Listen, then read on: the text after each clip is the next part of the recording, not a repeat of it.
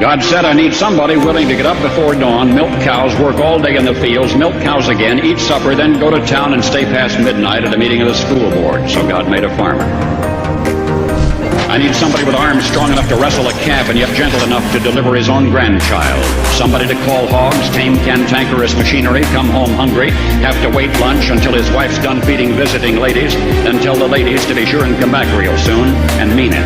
So God made a farmer. God said, I need somebody willing to sit up all night with a newborn colt and watch it die, and dry his eyes and say, maybe next year.